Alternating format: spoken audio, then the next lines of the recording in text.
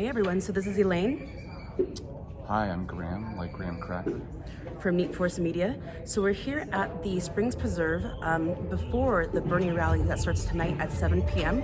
So there's gonna be a lot of ambient noise, like some birds squawking at Divine Cafe, and the amphitheater sound techs are actually testing out the sound quality, so we may hear bursts of music. So Graham was at the Trump rally earlier today at the Las Vegas Convention Center. So he did some interviews there. So we're going to ask for some of his analysis and maybe some highlights of some of the interviews he had while he was there. Okay. So give us your thoughts, like on when you first got there before the Trump rally started. Maybe like some key highlights, talking to protesters, and maybe just your general takeaways.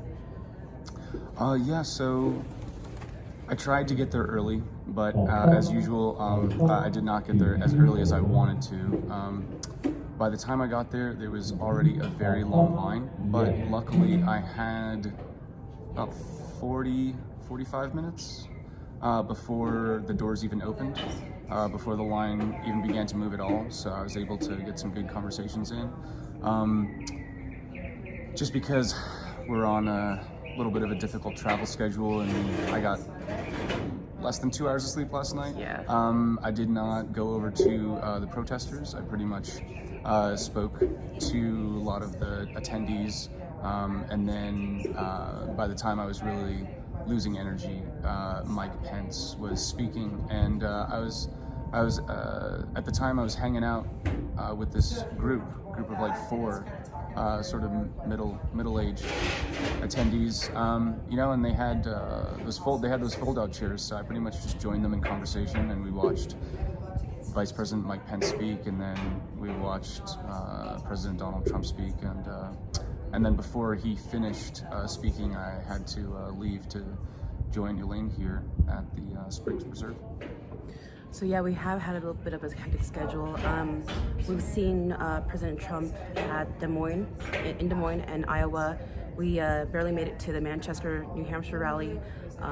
We went to the Phoenix, Arizona one yesterday that was incredibly powerful. I think there's a lot of really good interviews there, and so we're going to be going to as many rallies as we can, talking to supporters, basically like in the goal of NEET Force Media, which is to showcase people and also the guaranteed minimum income, which would allow for people to pursue the work that's intrinsically meaningful to them.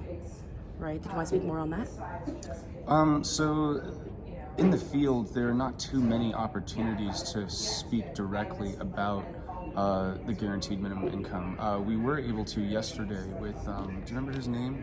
The artist guy that we, anyway. Keith Liberty. Keith Liberty.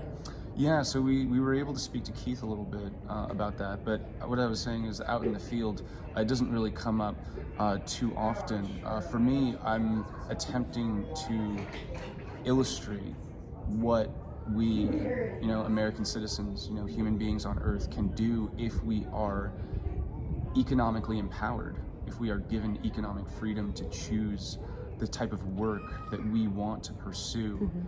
Work that is intrinsically meaningful, work that we pursue because we're passionate about it, not because we're reliant on it for a wage. And for me, that is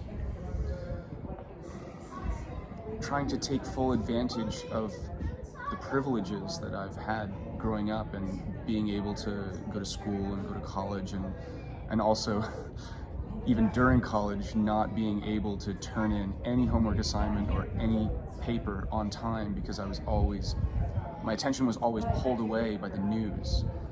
When I was in college, I studied history and anthropology, and there was always history in the making going on television, on the internet, and by the time I reached 2016, I realized that I wasn't finished with school, but I could not ignore the history that was going on around me. So I left home and I volunteered for Bernie Sanders in 3 states.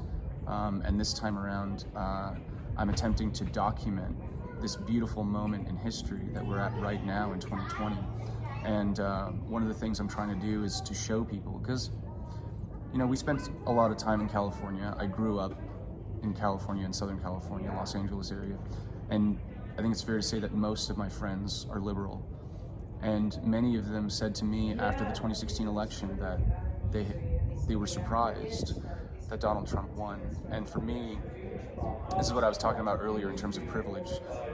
Just because I had paid attention to the news for so long, I saw Donald Trump winning from very early on. And when my friends would say to me, "Oh, I didn't expect that," I said to them, "Well, you know, how often did you attempt to go outside of your own bubble, your own echo chamber?" And I'm not trying to minimize that and say that's easy. It's not. But, you know, we're voting members of the richest, most powerful country in the history of the world.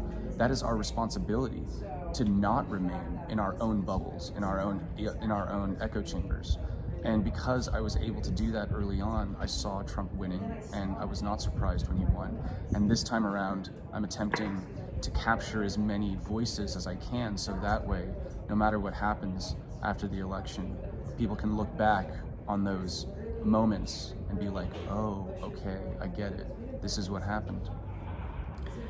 Thank you for that. So that is the overall purpose of what we're trying to do with NEET Force Media, is pretty much to showcase a lot of what you pointed out, which is also something that I agree with, which is to make sure that we do end up talking to more of the people in our communities to find out what their needs are, even if we disagree, right?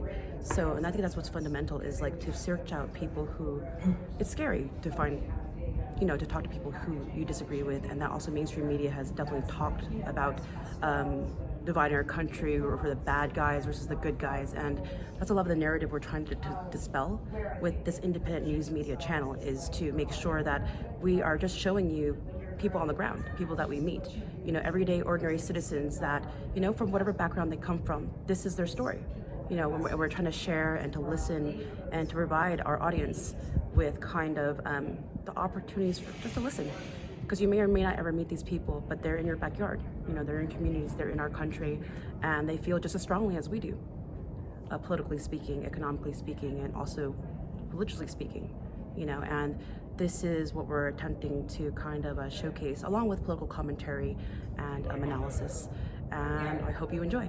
Thank you.